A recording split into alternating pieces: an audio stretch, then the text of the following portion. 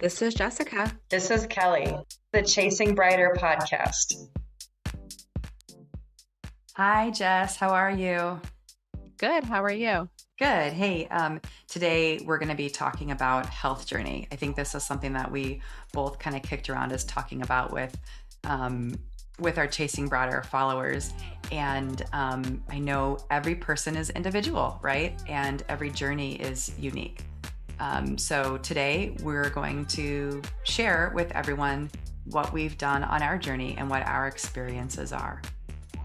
And we just want a reminder, as you're listening to our health journey, these are tools that we found useful for us and optimizing our own health.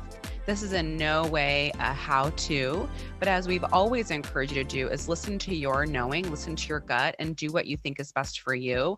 But these are some things that maybe you'd like to try and see if maybe they would work for you.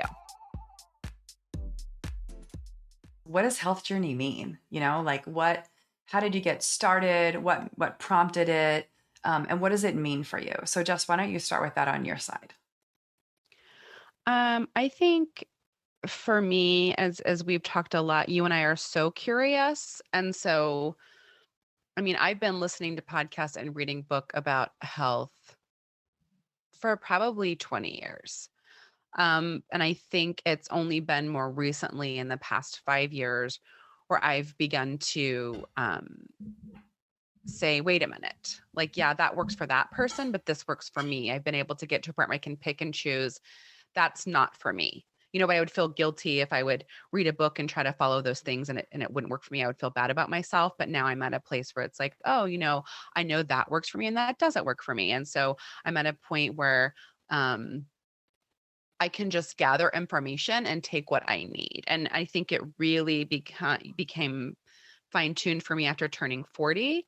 And I also think when I began working with a functional dietitian and I filled out like a 20 plus page paper interview or whatever, realizing how crappy I did feel. Like I was just not realizing that I didn't feel that great. So that kind of begun the realization of, wow, when I made some changes, noticing how great I felt. And I wanted to keep that momentum. And so for me, it's just about how I feel. Yeah. I think that's a good point. I feel like it was kind of like coming out of the baby years of having kids where it was hard to kind of get ahead and there's just so many things going on. Once my youngest got a little older, I was always pretty active here and there. And I think that combined with as I got older, I found it harder for me to do the things, to see the results doing the things I used to do. And what probably prompted me the most was I was in a project in like 2017 that was really stressful and our entire team ate poorly a lot. And I came out of that project and I had gained like 10 to 15 pounds. And I let myself do it because I thought as soon as I'm done with this project, I'm just going to get healthy. I'm going to like work out every day. I'm going to have a lot of downtime. It's going to be great. And I did that consistently for like 5 months and I didn't see any results. And then I started trying to figure out what was going on. And then I think it really just snowballed so much into just this broader health journey for myself. Because I think there's two things for me that I want to take away from this conversation. One is it's figuring out what works and doesn't work for you at a given time, right? Like you're really into Pilates right now. I'm not, but that doesn't mean I'm not going to evolve to sort of want to try some things that I haven't tried, just not interested in those things today. So I think that's a big piece. And the other part is that just what is known is ever changing, right? Along the way as you kind of equipped yourself with things. So this is about you just kind of picking up tools that work for you. And we definitely want to learn from others along the way because you can't know everything. And unfortunately, there's no silver bullet. Yeah. And I think too, a lot of us women equate health and weight. And I think that it's really important to separate those, right? Like that's what got you motivated. So you were living a healthy lifestyle, but not feeling healthy because the weight wasn't going down. but I think I love arming myself with information. I know we'll get into that, but it's like you may not be, right, the weight you were before kids, right? You may not look the way you did, Absolutely. Sure. but you are probably healthier now than when you were in your 20s, would I you say? definitely am easier on my body. Yeah, I mean, I think I don't, when there's a time when you're saying, right, you're not really paying attention and you're just like eating and maybe and exercising or whatever, but it's like now you're focused, if that makes sense, like you're focused on your sleep and your water intake and taking your supplements, and it's more of a priority. So you're easier on yourself, but then also making health more of a priority and a focus, I guess. Absolutely. Yeah. So let's get And into it. so Yeah. yeah, so just to summarize, we're going to be talking about what we just breaking it down into three strategies. The first strategy is, talking to experts. The second strategy is get moving. And the third one is self-education. So Kelly, tell me about your journey with what you would say would be working with experts. So the first, somewhere around this time, a lot of things happened when I started to really get focused. But I think there are two big things and one little but essential thing. First one is I met with a nutritionist and I started working with her. It was just a period of time. It was a couple months where I met with a nutritionist regularly. I did some different 30-day cleanses, learned different nutritious strategies, philosophies from her. She was a registered dietitian. So, working with somebody who's a registered dietitian who fully understands nutrition, and thinking about, somebody who understands how to live a healthy lifestyle versus, some folks out there who, I think people want to be careful about working with people who just want to, sell supplements and things like that. Because that's not necessarily the easy hack. And I'll go into that. I'll clarify that a little bit more, but somebody who really supports, eating real food and eating a healthy lifestyle and supporting a healthy lifestyle. The second one is I worked with a functional doctor. So a functional nutritionist, we're going to talk about our functional doctor is somebody who focuses really on the whole self. And, we had our cousin Sophia who talked a lot about this, and we will continue to because we do believe in it and really focus on optimizing a health. So an example is I still see my regular internist, who does my blood workup, does all the things, tells me everything is fine, everything's working great. I'll take the same blood results or additional blood work with my functional doctor, and he dials it in. So from a standard medical practice, there's like a range that they want people to be in. And as long as you're in that range, you're good to go. From a functional perspective, they dial that in a little bit deeper. So yeah, you don't have, diabetes or you're not on your way, but you're actually not in a good spot. You really need to be toward one side of the, one side of the scale versus the other, or whatever those numbers are. And so working with a functional doctor helped me do that. And working with him also subscribed some additional dietary supplements I take to help optimize those numbers. And so that all really has helped me along the way. None of these things helped me, achieve necessarily like lose weight right away or anything else, but a lot of it helped me get there along the way. And all these things are these little pieces of the puzzle that help me to make sure that I am, living my best physical or medical, biological life. How about you, Right. Jess? Yeah. I think I have had so many negative experiences trying to find a trusted medical provider. I ended up going to a functional dietitian. It was around the same time you saw a functional physician. And I did a lot of like elimination diets and going on supplements and looking at what was a way to feel my best. And that's when I found out I do have some food sensitivities. I know you found out you had some food sensitivities as well and allergies. Yeah, I took the Um, easy way out where I did the Cyrex food sensitivity testing. yeah, Um, it's there's two different, strategies on that. I agree. And sometimes though, to your point, like even that didn't say I was sensitive to certain things, but those tests didn't say I was, but I know my body. It's part of like you learn your body a little bit more too, right? You learn about your body. yeah, yeah. And so I had so then I went on some supplements, and just an example, like I think it was recommended probably at some point 14 supplements, but I take 11, if that makes sense. So I've chosen those don't work for me, those do work for me. So I do take a lot of supplements after that. And then after understanding my body and knowing what I needed, I go to a nurse practitioner. She's actually board certified in psychiatric mental health, and also a board certified nurse midwife. So I feel like she knows everything about your body, right? So I found her, and just like you talked about with functional medicine, I was able to get a lot of blood work and to see where my blood work was with her.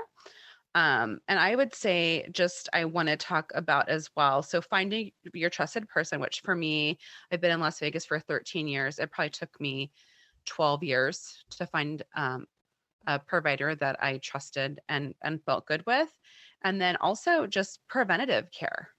I know we've talked about this, but like for women, getting your pap smear, getting your annual pelvic exam, getting annual mammograms after 40, and also colonoscopy. The new standard of care for colonoscopy is 45. And that is a way to engage in preventative care and ensuring that your physical body is healthy. Absolutely. I have mine next week, finally. I know. I'm wait. And yes. And I was just talking to my girlfriends yesterday about it. And I think people still think you need to get a colonoscopy at 50. And our family have a family history of finding polyps, and basically polyps in your colon turn into colon cancer after about 5 years. And so it's really critical that you're asking around and arming yourself with information, so you're able to engage in those things that are diseases that are absolutely preventable. And then, we've talked about physical movement and getting moving. And Kelly, you engage in experts there, right? Are you working with the trainer right now? Yeah, I am.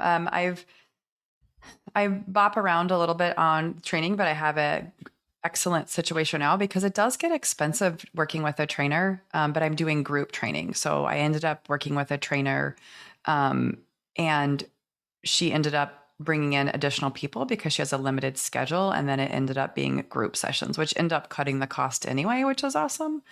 I've worked with trainers off and on too. The other thing to think about with a trainer is think about your fitness goals, think about what you are looking for, and look to be matched with a person who you feel meets that and who understands. I think, especially being a woman over 40, finding somebody who knows how to train for that is really helpful. And the other thing I do to get moving is sports, lower impact sports like golf and tennis, um, which are other activities that I find enjoying that get me moving. How about you, Jess?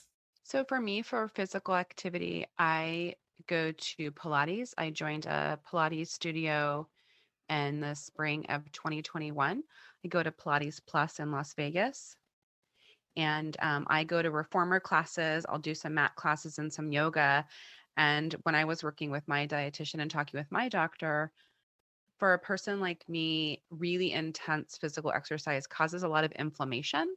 It is not beneficial for me. I know we've talked before, like on our body compassion episode, Kelly, that we consider ourselves athletes. And we used to think that, like, for me, working out means that you're like doing really high impact, really intense exercise, regeneration, sweat. But that wasn't working for me. Now that I'm a business owner and working mom, I already have a lot of stress. And so that was just adding stress and inflammation. So for me, a mind body experience is what I do. So I try to go to Pilates like when things are great schedule wise, 3 days a week. I definitely always go 2 days a week, and incorporating walking, biking, hiking. I try to get the zone minutes. I wear a smartwatch. So I try to get zone minutes where your heart rate is up. Um, 150 minutes a week, which is recommended by the American Heart Association. So those are my like small physical goals of getting those, either getting 10,000 steps or Mhm. getting, 20, I think it's like 22, 25 zone minutes a day, which, a person can get. I can get going up down the stairs holding clothes, but just kind of physically moving and having those goals. Yeah. And I think my comment is going to lead into the third bucket, which is self-education.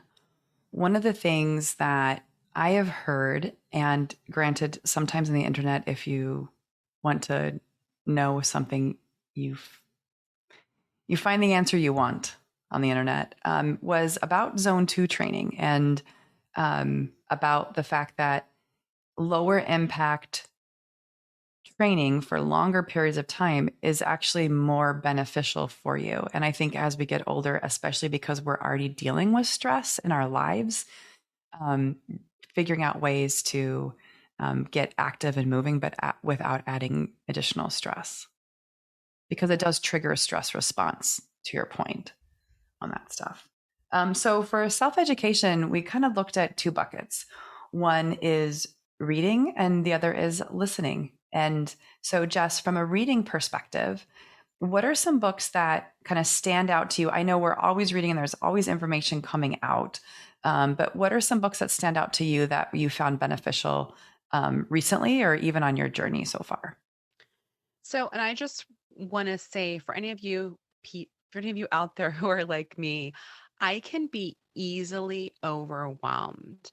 I am easily influenced. So, like, if I listen to a podcast and they're like, "Oh, you should drink a glass of red wine every day. That is, you do that," and then the next podcast is like, "Don't ever drink again," and then the next podcast is, "Do intense exercise." Next one is low impact. So then I get like overwhelmed. So, and I've read so many books, but I think um, I'm at a point where I'm kind of slowing down from that, if that makes Mhm. sense. And so, like you're saying, the top two books that I think are really important for someone like me who can get easily overwhelmed and take so many of these recommendations literally. Um, I loved the book, The Complete Guide to Fasting. Um, I I understand now the incredible health benefits of fasting and have been fasting for about 4 years now. So I just loved understanding the medical reasons why fasting is helpful. And that was really fascinating. And I loved it. And it wasn't like you need to do this, you need to do that kind of book. It was just kind of like, these are all of the benefits and these are different ways you can do it, but you do it your way kind of book. And then also body kindness, which I know we talked about in our body compassion book, but I love body kindness because it's just about like what you and I are talking about, where it's just like, what are ways that you can be healthy and fit in a way that's loving and nurturing to your body? How about you, Cal? The three books that stand out for me are The Longevity Solution, which is by Dr. Jason Fung, who is a big intermittent fasting person, and Dr. James DeNicolantonio, who is super interesting and has a lot of other books out. And The Longevity Solution was essentially how to live long and what things to think about, which was really cool. I think the books that stand out to me are ones that have enough meat, that are informative but not overwhelming. Because there's definitely other books that I have picked up and read over the years that I'm like, oh my God, am I ever even going to get through this book? Because it's, referencing medical And studies and clinical yeah. trials and And did stuff. you say Grain Brain or no? Yeah. So Grain Brain. So the three that are my faves are Grain Brain, which is a long one, very informative, completely changed the way I think about. Um, it's really about the one thing is really about why you shouldn't eat grain, but it doesn't really go into that great of detail. But that book, Dr. Perlmutter, who wrote it, that book was transformative for me and also changed a lot of the dietary supplements I take as a result. And then when I got connected with the functional doctor, I had just read that one and I met with my functional doctor and he was like, you're taking all the right supplements. He had read the same book. And he had a lot of medical knowledge on why why it made sense. So that was kind of cool. And then my final book, which is one of my all-time faves, is super approachable, is How to Be Well by Dr. Frank Lipman. And Dr. Lipman is, again, these are folks who really get into the functional medicine field, but are MDs and really try to think about treating the whole person. And this book really is awesome because it just goes through 6 main topics of how to live your best life. And it's one of those, it's almost a good coffee table book, just because it goes through a lot of information. Yeah, there's beautiful charts inside. And I have lots of dog ears in here too, because it's always, there's so much information. And, as we all know, when you read this stuff, it's like hard to retain everything. But I really loved this one. And I felt like in a lot of ways, it summed up a lot of the information when I was kind of looking to kind of make some big changes in my life. And I thought Grain Brain, I don't remember if I read that or had the Audible, but I thought it was a good audiobook. And then Dr. Jason Fung, he also wrote The Complete Guide to Fasting with Jimmy Moore. I know that is similar. And that was a great audio book as well too. I think we both read and listen. And so I think when we recommend, just for everybody to know, all audio and paper books, we take them in, Yeah. all different ways. And the cool part about a lot of the audio versions of those books is they're typically they can be read by the author, which is awesome because then you get to hear the actual person who wrote it reading it, versus, fictional books or something like that, which is usually somebody else. Grain Brain, I did do the audio on, and it was not narrated by Dr. Perlmutter, but Dr. Perlmutter and that book, and he's written a couple others. I feel like doctors write one book, or these medical health people write one book, and it becomes this like foundational Bible, and then they have all these other spin-off books. And sometimes those spin-off books are better because they like repurpose the information or make it a little bit more digestible, approachable with people. Whereas other times, if you read the Bible book, the original book, you don't need to read the rest of the book. So, but Dr. Perlmutter is somebody who I think he's a neurologist that's also into functional medicine. And he's also one of the podcasts I listen to. So he has a podcast that is pretty cool because it interviews other experts in the field of health and healthy lifestyles. And it's called The Empowering Neurologist. And that podcast is cool because it's like 15, 20 minutes. It's an interview with another author, and they talk a lot about, the latest medical findings or the latest book somebody had written. And it helps set you down this path of learning more. That's how I found out about the Longevity Solution book, after listening to that author on there. So that's a huge one that I love on podcasts. For women, I really love JJ Virgin. If you haven't heard her podcast, it's like, to me, the Oprah Winfrey of podcasts. It's pretty cool. She has a ton of expertise, and she is a woman in her now 50s. So she understands women's health and goes and spends a lot of time on that. And then the third and final podcast that I listen to, which is super duper nerdy, is The Drive by Dr. Peta Attia. And Sophia got us onto that one. The holy grail of podcasts with that is when he did his podcast with Matthew Walker on Why We Sleep. Such a good podcast. Yeah, Dr. Matthew Walker wrote the book Why We Sleep, and he's the medical director of the Berkeley Sleep Center. And that 3-part series, it's like 6 hours or something long. Yeah. No, it was awesome. And so I listened to him a lot, but he like really nerds out on stuff, and gets into very technical details. And sometimes it's hard to follow, but there are a tremendous amount of nuggets in his podcast. In fact, one of them went into great detail about zone 2 training. Anybody who tracks their zones when they work out, if you've done Orange Theory or anything else, the working theory that they proved is that if you exclusively do zone 2 training and then occasionally do like interval training, a lot of people have found that they actually improve their endurance and strength just by, not constantly stressing their body, but just doing it once in a while, which I thought was pretty cool. How about you, Jess? I was saturated with so much health information that I don't listen to many health podcasts anymore because I think I've hit my stride and I That's know a it good works for point. me. Yeah. I don't listen And to these nearly as yeah, often as I did but before. because so the drive with Dr. Peter Attia, I prefer to watch Dr. Peter Attia on Instagram. To follow his little, I can take about 30 seconds of it, but it was really overwhelming with the information. And again, I'm easily guilted, I guess, and feel bad about myself. So, but what were great on my journey to where I am is the podcast Half Size Me with Heather Robertson. Oh, She cool. lost like 170 pounds and has maintained it for a very long time. And so she talks so much about maintainable and sustainable. Like, what's maintainable and sustainable for you?